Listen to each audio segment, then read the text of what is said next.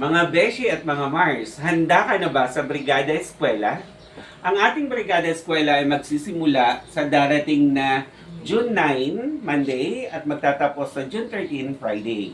So ano po ang ating dapat gawin? Kailangan po magdala tayo ng mga kagamitan para sa paglilinis at maging handa ang ating paaralan. Wala pong money involved o collection na dapat ibigay ang sinuman para sa paaralan. Sa araw din pong ito, kailangan ay makapag-enroll na ang mga bata kung sila po ay transfer. Ano po ang kailangang dalahin? Magdala lamang po ng birth certificate. Katulad po ng ginagawa nila, fill upan ang enrollment form. And kailangan meron na pong PSA. So kung transfer, may dalang card at saka good moral. Ang atin pong simula ng pasukan ay sa June 16. Ito po ay automatic na magsisimula na ang klase at handa na ang lahat. Yun po ang napakahalagang announcement para sa mga magulang. Salamat po.